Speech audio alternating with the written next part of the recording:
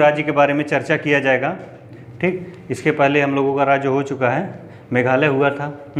मेघालय के बाद आज मणिपुर राज्य में किया जाता है। अब सबसे पहले चलते हैं हम मणिपुर राज्य का गठन के बारे में। सबसे पहला, ठीक, गठन बता दीजिए आप लोग। 21 जनवरी 1972। इसके पहले जो हुआ था उसका भी तो जनवरी में हुआ था। हाँ, 26 जनवरी। वो 26 जनवरी 1972। हाँ, 50 में 26 जनवरी। ठीक, हाँ, इसका गठन जो है 21 जनवरी 1972 को हुआ था। ठीक, मणिपुर राज्य की राजधानी इम्फाल, बिल्कुल सही। मणिपुर राज्य की राजधानी इम्फाल होती है। लोकसभा सीट वहाँ पे कितनी है? 2। लोकसभा सीट। राज्यसभा कितनी सीट है? राज्यसभा 1 सीट है। विधानसभा 60, विधानसभा 60 सीट है। न्यायालय कहाँ पे है? वहाँ पे इम्फाल में ही वहाँ का न्यायालय है। ठीक, और जिला 16, वर्तमान में इस टाइम 16 जिला हो गए। ठीक, पार्टियां वहाँ पे लगभग में 3 हैं। ठीक, KCP और प्लैम है और EMC-PM, people's liberal army of Manipur. ये पार्टी थोड़ा सा आती है कभी कभी क्वेश्चन में कि मणिपुर की जो पार्टी है people's liberal army of Manipur, PLAM करके आता है, PLAM। हाँ, अब आ जाते हैं यहाँ पे राष्ट्रीय उद्यान के बारे में। आप लोग राष्ट्रीय उद्यान बता दीजिए, कोई 2 इम्पोर्टेंट जो हो वही बताइएगा। सिरोही प्लस केबुल लमजाओ। हाँ, जो तैरता गुनेश, कौन सा? वर्ल्ड का पहला तैरता गुनेश, क्या नाम है उसका? Kabul Lamjao national park. और कैबुल कहते हैं उसे ना। कैबुल कैबुल लामजाओ जो है नेशनल पार्क है। तैरता हुआ पहला ही, वर्ल्ड का पहला ही है कैबुल लामजाओ, जो वर्ल्ड का पहला तैरता हुआ नेशनल पार्क है। दूसरा है सिरोही राष्ट्रीय उद्यान। दूसरा क्या है? सिरोही राष्ट्रीय उद्यान। सिरोही राष्ट्रीय उद्यान। ये 2 लिली जो फूल है, लिली फूल है, उसी के लिए फेमस है। लिली फूल, सिरोही लिली फूल होती है, उसी के लिए राज्य फूल भी है वहाँ का, मणिपुर का। हाँ, उसी के लिए फेमस है सिरोही राष्ट्रीय उद्यान और कैबुल। ये दोनों मोस्ट इम्पॉर्टेंट में आते हैं क्योंकि वो लिली फूल के लिए है सिरोही वाला, और कैबुल वाला जो है पहला, विश्व का पहला तैरता हुआ राष्ट्रीय उद्यान। ठीक, और अब आ जाते हैं दर्रा में। दर्रा एक ही है वहाँ पे, तुरजू दर्रा वहाँ पे एक ही है, जो कि है तुरजू दर्रा। अब आ जाते हैं झील पे। आप लोग झील के बारे में बताइए। प्रमुख झील है लोकटक झील। लोकटक झील की कोई विशेषता बताइए, क्या है? तैरती हुई झील है ना। बस वही तैरती हुई झील है। तैरती हुई झील है। उसमें वो जो बताए थे हिरण वाला कि वो डांसिंग हिरण, वहाँ पे हिरण जाके मतलब डांस करता है। वो छोटे छोटे पार्ट में बटा होता है, उस पार्ट में हिरण जाता है, फिर डांस करता है, फिर कूदता है, फिर असल कूदता है। जब वो थक जाता है तो वापस आके लेट जाता है। इसलिए वो सबसे अच्छा जगह है, देखने लायक है, घूमने लायक बहुत अच्छा जगह है उस पार्क में। जो हिरण एक प्रकार से डांस बोला जाता है ना हिरणों का। हाँ, डांसिंग डियर, इसीलिए डांसिंग डियर इसीलिए बोला जाता है क्योंकि वो वहाँ पे जब जाता है लोकटक झील पे, मतलब वो तैरता हुआ, तो वहाँ पे मतलब ऐसे ऐसे इस कूदते हुए जाता है। इससे उससे तो इसीलिए उसको डांसिंग डियर भी बोला जाता है। इसी कारण से उसको डांसिंग डियर भी बोला जाता है। ठीक, झील में आ गया लोकटक झील और कैबुल लामजाओ। ठीक, अब आ जाते हैं नदी। कोई 2 नदी जो सबसे ज़्यादा इंपॉर्टेंट है वहाँ की बता दीजिए। इम्फाल, इरिल और नाम्बोल। हाँ, थोबल, क्योंकि उसमें जो परियोजना है। हाँ, नदी पे परियोजना। तो पहला हो जाता है बराक। हाँ, बराक ओबामा, जो वहाँ वाले ओबामा थे।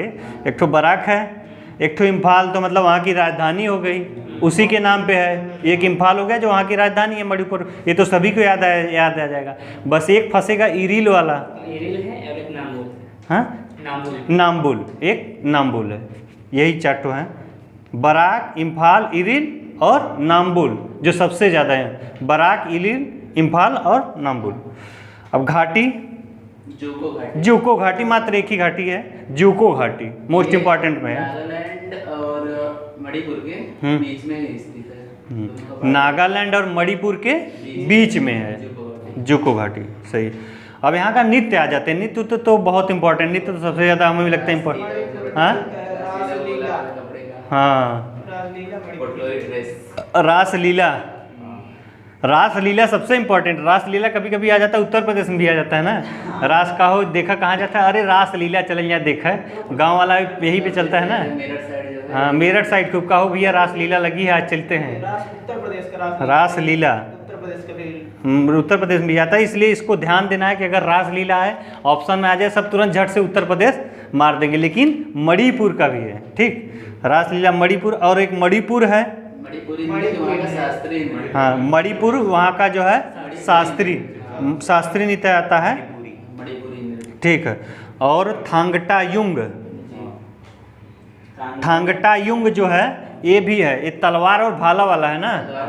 तलवार और भाला लेके नाचते हैं इस तरीके से, वो तलवार और भाला वाला है। थांगटाचुंग, थांगटायुंग बोलते हैं उसको, थांग टांग युंग।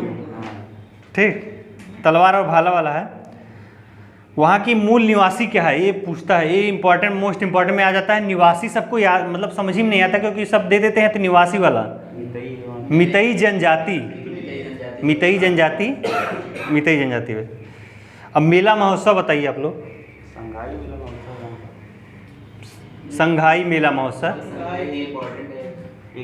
एक ही ज़्यादा इंपॉर्टेंट है, संघाई मेला महोत्सव, क्योंकि संघाई ऐसा शब्द है तो जैसे ध्यान हम लोगों का उस साइड नहीं जाता है। अपने क्षेत्र का अगर नाम दे दिया, 4 ठो अपने क्षेत्र का नाम दे दिया, उत्तर प्रदेश, मध्य प्रदेश और ये सब, तो लगता है कि संघाई इधर ही कहीं होगा, क्योंकि उनका नाम इन सब राज्यों का ऐसा है कि उन सब का लगता है कि उल्टा ही नाम होगा, लेकिन ऐसे जो शब्द होते हैं उन शब्द को ज़्यादा नोटिस करना पड़ता है।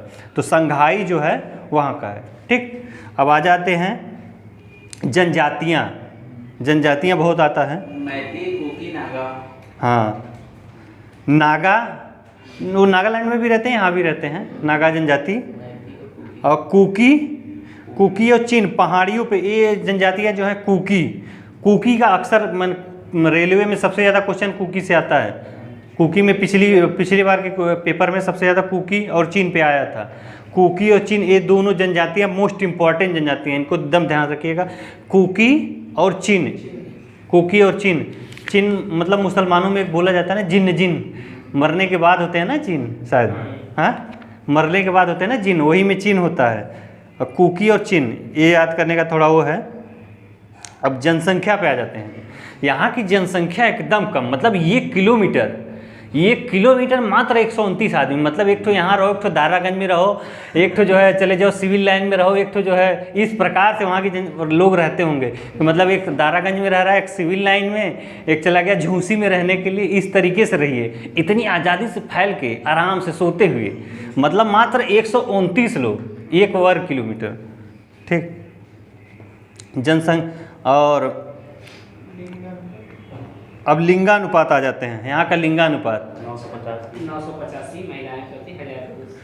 लिंगानुपात 985, 985, 1000 पे हैं 985। और पुरुषों का कितना है बताइए आप लोग? क्या चीज? पुरुषों का कितना है लिंगानुपात में? पुरुष, अरे मतलब पुरुषों की साक्षरता, सॉरी, मतलब साक्षरता पे आ जाते हैं। साक्षरता में पुरुष साक्षर बताइए कितने हैं यहाँ पे? 86.1। बताइए पुरुष साक्षर वहाँ कितने ज़्यादा पढ़े लिखे हैं? 86% लोग साक्षर हैं। और टोटल साक्षरता कितनी है? 79.2। 79.5। और जो कि महिला जो है वही कम है, टोटल साक्षरता से 5 ठो कम हो गई, 72 पे हैं, 72.4 पे हैं। उत्पादन में सबसे ज़्यादा उत्पादन यहाँ पे क्या होता है? चाय और चावल। चाय और चावल का सबसे ज़्यादा उत्पादन वहाँ पे होता है। दलहन भी होती है। हाँ, दलहन, मक्का, हाँ। गेहूँ, ये सब भी होता है। और फल अनानास, अनानास। अनानास वो सब उधर ही से आता है, अनानास और नारंगी। ठीक, GI tag, important question, GI tag किसको मिला है यहाँ का? काला चावल चकहावा बोला जाता है। हाँ, काला चावल। काला चावल एक उत्तर प्रदेश में भी है काला चावल, वहाँ के गोरखपुर वाला, सिद्धार्थनगर वाला। काला चावल, काला चावल चक हाओ, वहाँ पे उस चावल को क्या बोला जाता है? चक हाओ। चक हाओ बोला जाता है। ये एकदम इंपॉर्टेंट क्वेश्चन है। काला चावल आता है तो लोग कंफ्यूज है, कभी कभी पश्चिम बंगाल मार देते हैं सब, क्योंकि पश्चिम बंगाल सबसे ज़्यादा होता है तो चावल वाला तो अरे पश्चिम बंगाली होगा। तो इसमें अगर चकहाओ लिख के आ गया तुरंत मणिपुर जाना है। मणिपुर में चकहाओ करके देगा। अभी इधर साइड आंध्र प्रदेश साइड में इधर भी जो है जीआई टैग मिला है, तो उस चावल का नाम दूसरा है। तो वही ना, चकहाओ अगर लिख के आता है एग्जाम में तब उसको बोलेंगे मणिपुर। ठीक, और एक यहाँ पे एक मिर्च को भी मिला है, हाँ हाथी मिर्च, उसका नाम ही हाथी मिर्च है। वो मोटा मोटा होता है हाथी जैसा, तो उसको हाथी मिर्च ही नाम दे दिया गया। ठीक, और आ जाते हैं पड़ोसी राज्य। पड़ोसी राज्य बता दीजिए मणिपुर के, इसमें से देखने पे पता ही चल जाता हो। हाँ, असम, नागालैंड, मिजोरम। एटीएम याद करिए, असम, नागालैंड, मिजोरम। एटीएम कर लीजिए कि इसके जो राज्य होते हैं मणिपुर के एटीएम हो जाते हैं, जो इसके राज्य होते हैं वो एटीएम में बन जाते हैं। असम, नागालैंड, अरे ए से क्या हो गया, असम हो गया, और म से एएमएन होगा, सॉरी एटीएम नहीं, एएनएम होगा, एएनएम याद कर लीजिए। ठीक, अब पड़ोसी देश तो एक ही है, म्यांमार। एक ही देश दिख रहा है इसमें, देखिए पड़ोसी देश है, देखिए एक ही दिख रहा है इसमें, म्यांमार हो जा रहा है, और कोई देश इसमें नहीं आ रहा है। ठीक, अब पर्यटन स्थल में आ जाइए। पर्यटन स्थल में यहाँ जो है महत्वपूर्ण है, गोविंद राज मंदिर है, मोइरांगा है, हलवारा है, खेकमपट में आर्किड उद्यान है, विष्णु मंदिर है। मंदिर में कोई ज़्यादा खास यहाँ की मंदिर को नहीं लिया गया है। सबसे ज़्यादा तो दक्षिण भारत वाली केरल और इन सब वाले मंदिरों में सबसे ज़्यादा है, इसमें कोई खास नहीं है मंदिरों के बारे में। सारामती नाम की जी, तो मंदिरों को इसको कोई खास याद करने का जरूरत, फिर भी हम बता दे रहे हैं 2-3 मंदिरें जो इम्पोर्टेंट है। गोविंद राज मंदिर और मोइरांगा मंदिर और लामजाओ राष्ट्रीय पार्क जो है वो पर्यटन स्थल में आ जाता है। लामजाओ राष्ट्रीय पार्क ये पर्यटक स्थल में भी आ जाता है। ठीक, और पर्वत में एक नाम बता दीजिए। पर्वत शिखर, मणिपुर पर्वत श्रेणी है वहाँ। एक मणिपुर पर्वत श्रेणी है और एक तो सरामती है। सरामती वाला मोस्ट इम्पॉर्टेंट है, सबसे इम्पॉर्टेंट आ जाता है कि पर्वत अगर पूछ देता है, इस साइड में 4-5 ठो राज्यों का नाम दे दिया और पूछ दिया कि सरामती कहाँ की है, ठीक, तो आपको मणिपुर याद रखना है। ठीक, अब आ जाते हैं पुष्प पे। राष्ट्रीय पुष्प पूछा जाता है कि लिली आता है क्वेश्चन में कि लिली किस राज्य का राष्ट्रीय पुष्प है, लिली। और आ जाते हैं राजकीय वृक्ष। यहाँ का जो है सबसे बड़ा उद्योग, मतलब मणिपुर में राज्य में हथकरघा मणिपुर का सबसे बड़ा उद्योग जो है हथकरघा है। ठीक, राष्ट्रीय खेल बता दीजिए। राष्ट्रीय खेल मणिपुर का